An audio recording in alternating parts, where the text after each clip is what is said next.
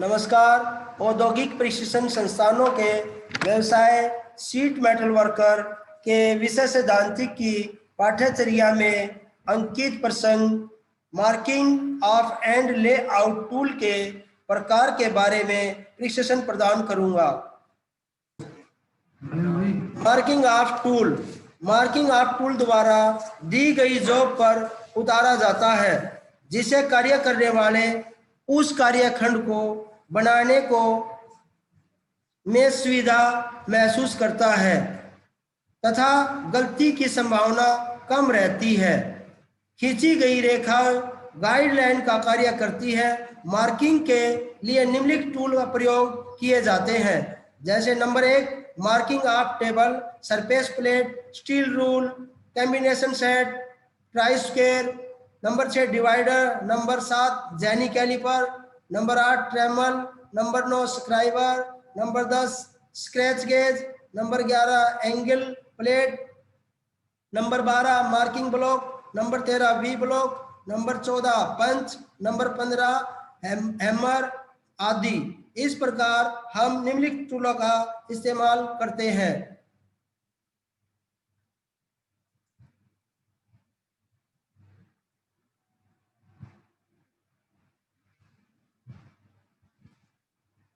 Marking of table, इसके ऊपर marking करने वाले टूल तथा जॉब को रखकर मार्किंग करते हैं।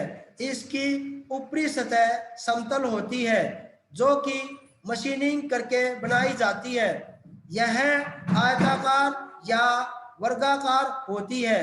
यह कास्ट आयरन, ग्रेनाइट, ग्लास या सिरामिक की बनाकर एक माइंड स्टील के स्टैंड पर रखी जाती है। सामान्यतः आकार 90 इंटू 90 सेंटीमीटर का प्रयोग होती है। इसके स्टैंड की ऊंचाई 75 से 90 सेंटीमीटर होती है। जैसे कि ये चित्र में हमने आपको दिखाया है, ये स्टैंड में लगी हुई है तथा ये सरफेस इसके ऊपर का बिल्कुल समतल होता है। सरफेस प्लेट यह वर्गाकार या आयताकार की ढलाई करके बनाई जाती है, जिसे किसी टेबल या स्टैंड पर रखकर प्रयोग किया जाता है। इसकी ऊपरी सतह अति परिशुद्ध बनी होती है। यह धातु के आधार पर निम्न प्रकार की होती है। Number 1 cast iron surface plate, number 2 granite surface plate, number 3 glass surface plate. Surface plate के प्रकार: कार्यशाला surface plate, inspection surface plate, master surface plate. जैसा चित्र में दिखाया हुआ है, ये सरफेस प्लेट है। ये कास्ट आयरन की भी होती है, ग्रेनाइट की भी होती है, ग्लास सरफेस प्लेट भी होती है। ये हमारे को विभिन्न साइजों में आराम से मार्केट में उपलब्ध हो सकती हैं। स्टील रूल यह एक प्रत्यक्ष मापी औजार है, जिसकी चौड़ाई 1/2 इंच तथा 3/4 इंच तथा 1 इंच तथा लंबाई 6 इंच से 48 इंच तक या 15 सेंटीमीटर से 120 सेंटीमीटर होती है। इसके लिए एक सिरे पर इंच तथा दूसरे सिरे पर सेंटीमीटर के निशान बने होते हैं। इस इंच को 64 भागों में तथा सेंटीमीटर में 10 भागों में बांटा गया है। स्टेनलेस स्टील, स्प्रिंग स्टील तथा हाई कार्बन स्टील के बने होते हैं। ब्रिटिश पद्धति में 1/64 इंच तथा मीट्रिक पद्धति में 1/2 या 0.5 मिलीमीटर अल्पतमांक होता है। इसका प्रयोग किसी जॉब को माप लेने तथा सीधे लाइन खींचने में होता है। स्टील रूल के प्रकार: number 1 standard steel rule, number 2 shrink rule, number 3 hook rule, number 4 bit rule, number 5 caliper rule, number 6 short rule. ये इस प्रकार के स्टील रूल मार्केट में आसानी से उपलब्ध हो सकते हैं। कॉम्बिनेशन सेट, यह बहु उपयोगी टूल है। इसके द्वारा किसी जॉब की मार्किंग व चेकिंग कर सकते हैं। इसका मुख्य भाग ब्लेड स्टील रूल होता है, जिस पर 3 भाग और जुड़े रहते हैं। भाग नंबर 1 स्टील रूल या blade, number 2 scriber head, number 3 protractor head, number 4 centre head, जैसा कि चित्र में दिखाया गया है। इसी प्रकार एक कॉम्बिनेशन सेट होता है जो मार्केट में आसानी से उपलब्ध हो जाता है। ट्राई स्क्वायर, ट्राई स्क्वायर यह मार्किंग व चेकिंग टूल है जो 2 भागों से मिलकर बनता है, जिसे पहला भाग ब्लेड तथा दूसरा भाग स्टॉक है। ब्लेड को स्टॉक में रिवेटिंग द्वारा 90 डिग्री के कोण पर फिट किया जाता है। इसकी शुद्धता 10 मिलीमीटर लंबाई पर 0.002 मिलीमीटर होती है। ब्लेड से स्टॉक तक की दूरी इसका साइज कहलाती है, जहां अंडर कट लगा होता है। धातु, स्टॉक माइंड स्टील का अथवा ढलवा लोहे का एवं ब्लेड हाई कार्बन स्टील का बना होता है। जैसा चित्र में दिखाया गया है, ये ब्लेड है, ये हाई कार्बन स्टील का होता है, और ये पीछे वाला भाग ये स्टॉक है जो कि ढलवा लोहे का बना होता है। ये लकड़ी में भी उपलब्ध हो सकता है और माइंड स्टील में भी उपलब्ध हो सकता है और ये कास्ट आयरन में भी, और मार्केट में अवेलेबल हो जाते हैं। डिवाइडर, यह 2 टांगों वाला मार्किंग टूल है जिसकी दोनों टांगे नुकीली, तेज धार तथा समान लंबाई की होती हैं, जो ऊपर की तरफ स्प्रिंग या रिवेट से जुड़ी होती हैं। यह माइंड स्टील से बने होते हैं। इसके दोनों पॉइंट केस हार्ड होते हैं तथा हाई कार्बन स्टील से बने डिवाइडर के पॉइंट हार्ड एंड टेम्पर होते हैं। डिवाइडर में रिवेट या पिविट पिन के सेंटर से पॉइंट तक की दूरी द्वारा इसका साइज कहलाती है, जैसे 100, 150, 200 मिलीमीटर आदि।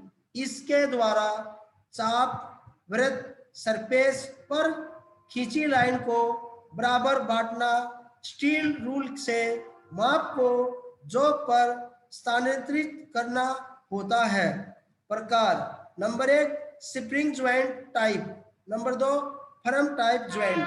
जैसे कि ये हमारे को दिखाए गए हैं चित्र में, ये हमारे स्प्रिंग टाइप है। इसको आसानी से हम खोल और बंद कर सकते हैं। इसी प्रकार चित्र में हमने स्प्रिंग वाला दिखाया। दूसरा ये हमारा फ्रेम ज्वाइंट वाला है, जिसमें रिवेट्स के द्वारा ज्वाइंट लगाया होता है, जो हम आसानी से कम तथा ज्यादा खोल सकते हैं।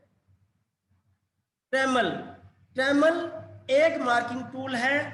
इससे बड़े व्यास के वृत्त व चाप बनाए जाते हैं। जैसे बनावट, इसमें स्टील का एक छड़ होती है जिसे बीम कहते हैं। बीम पर 2 स्लाइडिंग हेड लगे होते हैं, जिन्हें खिसकाकर बीम पर कहीं भी सेट कर सकते हैं। स्लाइडिंग हेड को क्लैंपिंग नट द्वारा कसते हैं। स्लाइडिंग हेड के साथ स्क्राइबर लगे होते हैं जो रेखा खींचने का कार्य करते हैं। स्लाइडिंग हेड के साथ कैरियर जुड़ा होता है, जिससे फाइन एडजस्टमेंट कहते हैं, जिसके साथ एडजस्टमेंट स्क्रू फिट होता है। इसके द्वारा ली गई माप स्टील रूल द्वारा चेक की जाती है।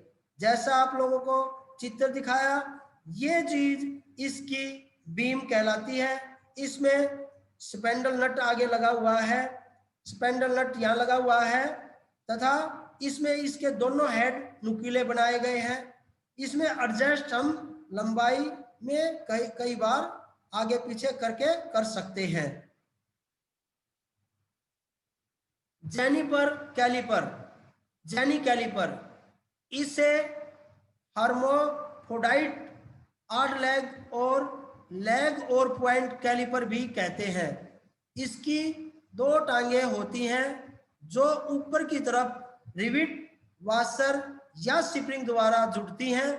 इससे एक टांग सीधी, नुकीली तथा दूसरी 5 मिलीमीटर की अंदर की तरफ 90 डिग्री पर मुड़ी होती है। इसके द्वारा किसी भी गोल और चौकोर जॉब का केंद्र निकाल सकते हैं। किसी तरह के समांतर रेखाएं खींच सकते हैं। यह स्टील के बने होते हैं जिन्हें पॉइंट को हार्ड एंड टेम्पर किया हो जाता है।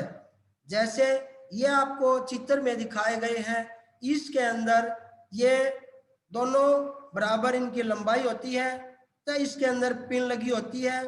एक हिस्सा 90 डिग्री पर मुड़ा होता है तथा ऊपर इसके रिवेटिंग के द्वारा जोड़ा जाता है। इसी प्रकार जेनी कैलिपर इसे कहते हैं तथा नट बोल्ट एडजस्ट करने के लिए लगाया गया है। Scratch gauge, scratch gauge 15 centimetre से लंबाई की बीम पर कास्ट आयरन का हेड खिसकता है, जिसे स्क्रू द्वारा किसी भी दूरी पर लॉक कर सकते हैं। बीम के हेड पर स्टील का हार्ड वर्गाकार पीस बीम से बाहर निकलता है हुआ वेल्ड होता है। इसे कभी कार्नर द्वारा मार्किंग की जाती है, इसे मार्कर कहते हैं। जॉब पर मार्किंग के लिए हेड को बीम पर निश्चित दूरी पर ब्लॉक करके साइड से स्टाकर मार्किंग करते हैं। जैसा चित्र में दिखाया गया है, ये हमारा कास्ट आयरन का बना होता है और जो इसके नीचे बीम है इस पर हम आगे पीछे घुमा सकते हैं। जिस तरह ये स्क्रू है ऊपर, इसको हम एडजस्ट कर सकते हैं तथा टाइट कर सकते हैं, और ये मार्किंग करने का एक महत्वपूर्ण टूल है। स्क्राइबर, यह तेज धार का वाला मार्किंग टूल है जिसे किसी जॉब की सतह पर रेखाएं खींची जाती हैं। इसे आगे का पॉइंट 12 डिग्री से 15 डिग्री के कोण पर ग्राइंड होता है। 125 से 200 मिलीमीटर लंबे होते हैं। यह हाई कार्बन स्टील के बने होते हैं। पॉइंट हार्ड एवं टेम्पर होते हैं। प्रकार: straight scriber, bend scriber, adjustable sleeve scriber. Number 4 offset scriber. Number 5 pocket scriber. जैसा चित्र में दिखाए गए हैं, ये विभिन्न प्रकार के स्क्राइबर हैं जो कि नुकीले होते हैं, 90 डिग्री मुड़े होते हैं, इन पे नर्लिंग की होती है। ये मार्केट में आसानी से उपलब्ध हो सकते हैं और ये मार्किंग करने का मेन टूल कहा जाता है। सरफेस गेज, सरफेस गेज इसे मार्किंग ब्लॉक, स्क्राइबिंग ब्लॉक और नीडल ब्लॉक भी कहते हैं। यह मार्किंग टूल है जिसमें पिलर के साथ बेंड स्क्राइबर लगा होता है, जिसका एक सिरा सीधा व दूसरा सिरा 90 डिग्री पर मुड़ा होता है। प्रयोग: नंबर 1 सीधी व समांतर लाइन खींचना। नंबर 2 लेथ मशीन पर फोर्जा चक के जॉब को सेंटर में बांधना। इसके भाग निम्नलिखित हैं। Number 1 base, number 2 spindle, number 3 scriber, number 4 scriber snug, number 5 rocker arm, number 5 fine adjusting screw, number 7 spindle lock nut. जैसा कि चित्र में दिखाया गया है, ये इसका नीचे वाला हिस्सा है, जो ये इसका स्टैंड है, ब्लॉक लगा हुआ है। ऊपर की तरफ इसमें जो एडजस्टेबल नट है तथा ये स्क्राइबर है जो कि किसी भी लेथ मशीन पर समांतर रेखाएं खींचने में या निशान लगाने में प्रयोग किया जाता है तथा फोर जांचक पर इसे आसानी से सेंटर किया जाता है।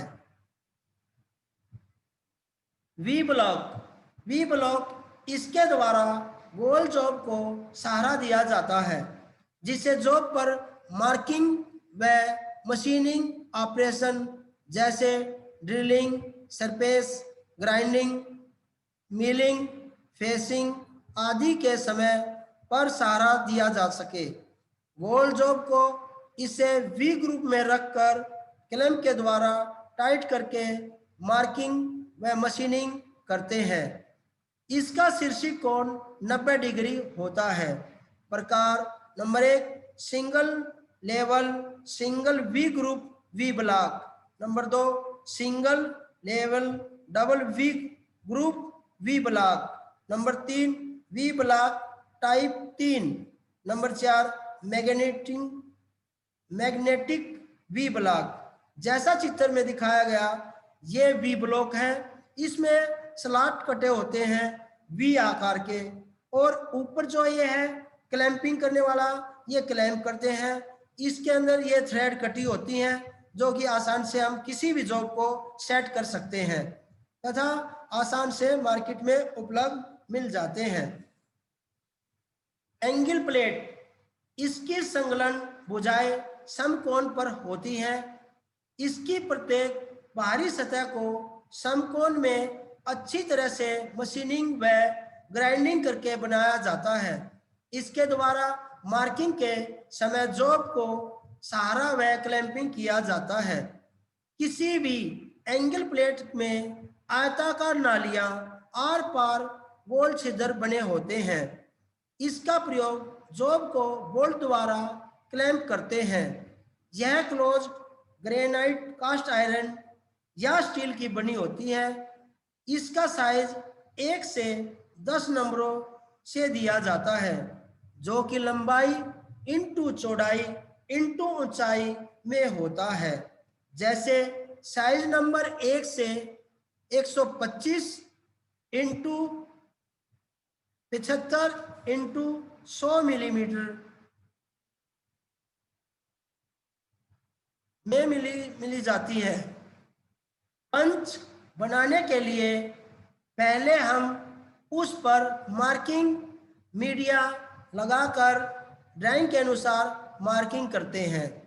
कार्य करते समय बार बार जॉब को छूने से मार्किंग मिट जाती है, इसलिए कि गई मार्किंग को स्थायी बनाने के लिए एक टूल का प्रयोग करते हैं जिसे पंच कहते हैं।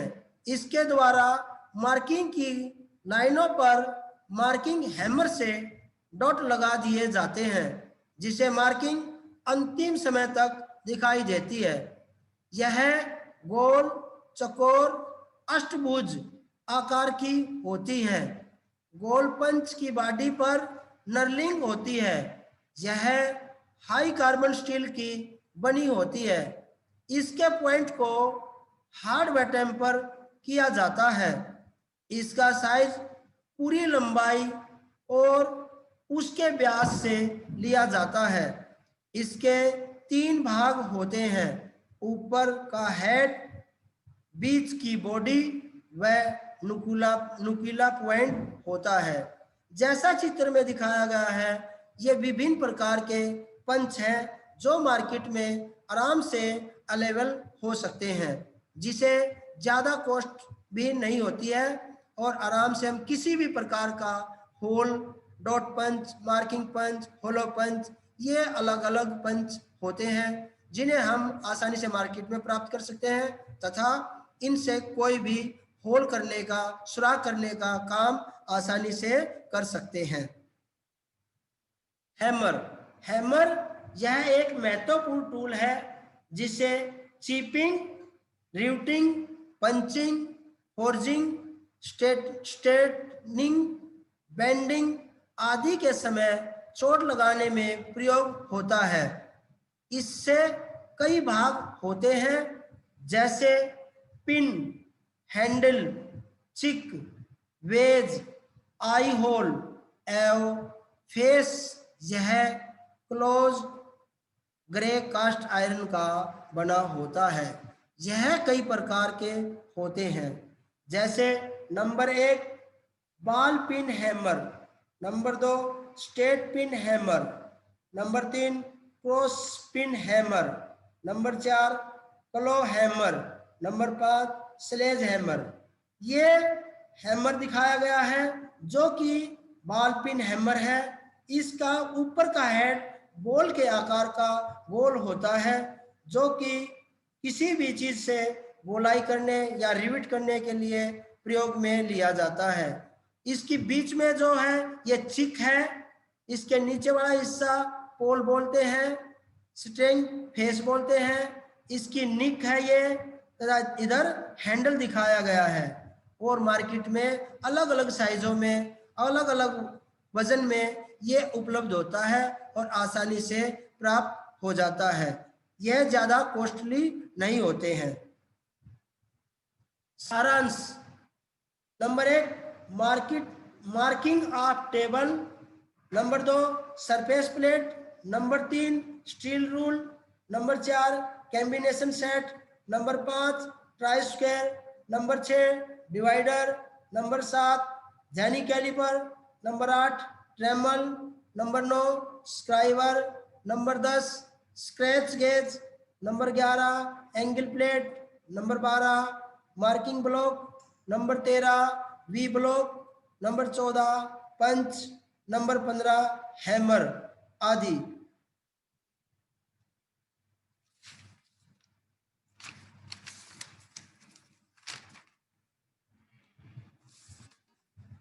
प्रयुक्त संदर्भ www.google.com, NIMI sheet metal worker trade theory, वर्टर जेबी जिंदोलिया, रॉयल पब्लिकेशन जालंधर। आज मैंने marking of and layout tool के बारे में आपको प्रशिक्षण प्रदान किया। आशा है आपको यह प्रशिक्षण भविष्य हेतु मददगार होगा। धन्यवाद।